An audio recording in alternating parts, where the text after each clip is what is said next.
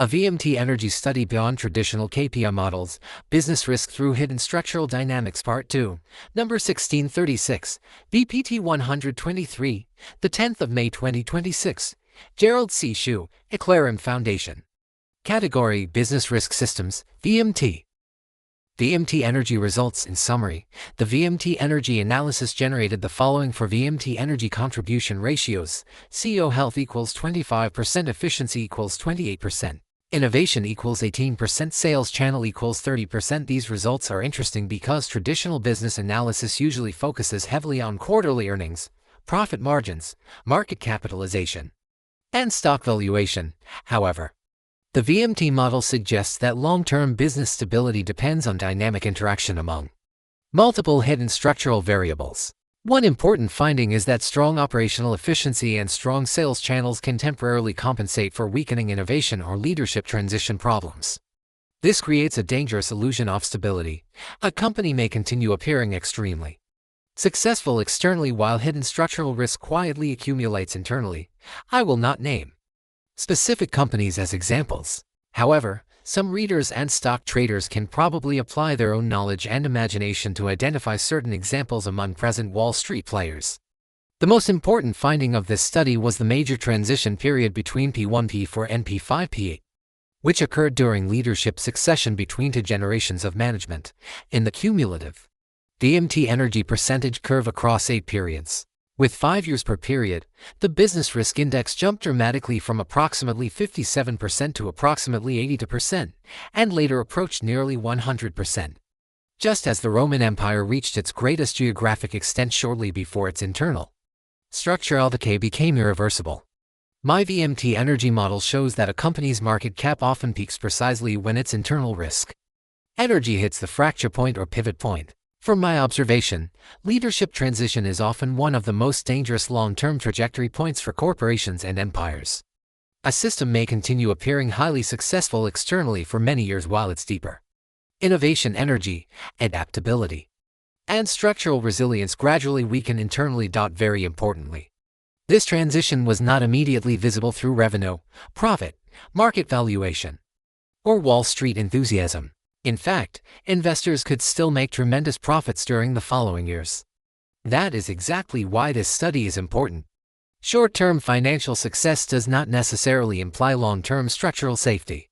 A system can continue producing strong visible outputs while hidden stress accumulation approaches dangerous levels.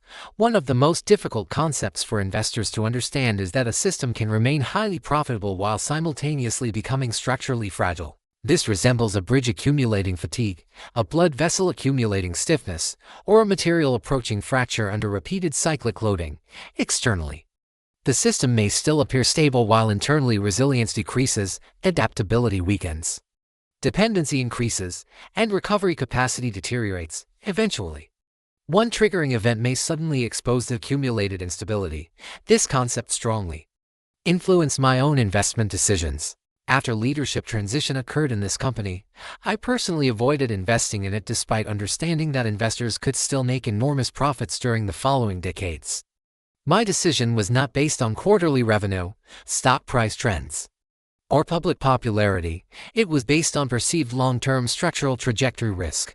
Why traditional KPI models often fail? Traditional KPI systems mainly measure visible outputs, financial snapshots, and short-term performance. However, they often fail to capture structural fatigue, hidden instability, nonlinear interaction, succession dynamics, innovation exhaustion, and long-term trajectory deterioration.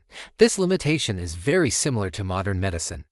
Traditional medicine frequently measures glucose, blood pressure, cholesterol, and isolated biomarkers while often missing trajectory behavior, interaction amplification, cumulative stress energy, and long-term system geometry. The same limitation exists in business systems and investment decision-making. A company is not a static spreadsheet. It is a living dynamic system with a long-term trajectory. That is one reason why I personally prefer real estate investment over short-term stock trading. This study demonstrates that VMT methodology may extend far beyond engineering and biomedicine.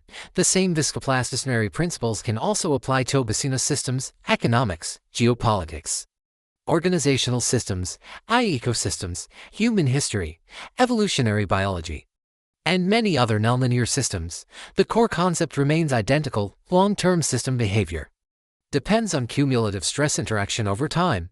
Simple snapshot statistics often miss deeper structural dynamics. Trajectory, interaction, amplification, and accumulated energy are often more important than isolated single-point measurements. Conclusion.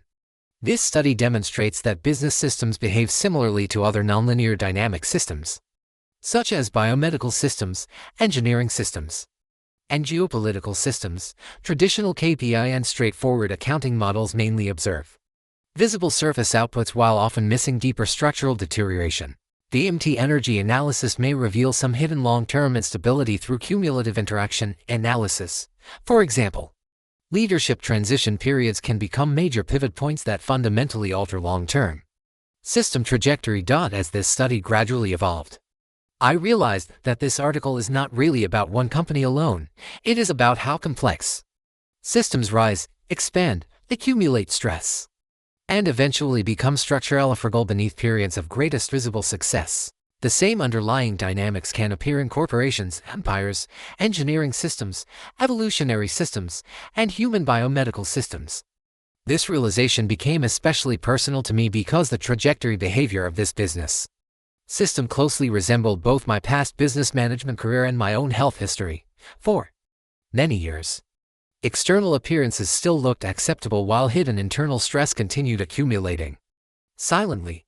Years of overwork and severe stress, which eventually forced me to sell off my successful high-tech ventures, were later followed by chronic metabolic disorders, obesity, diabetes, vascular damage, and metabolic overload that gradually pushed my biomedical system toward instability. The final hemorrhagic stroke was not caused by one isolated event alone, but by decades of accumulated hidden deterioration, which had probably started even before my successful CEO career, and was finally combined with one acute triggering event that pushed my body into a near-fatal condition. Epilogues. After my third heart attack at the relatively young age of 55, I realized my personal health crisis could eventually become a corporate crisis as well. Of course, no CEO could openly reveal such concerns to Wall Street because company value would immediately collapse. Therefore, I made a painful but rational and correct decision.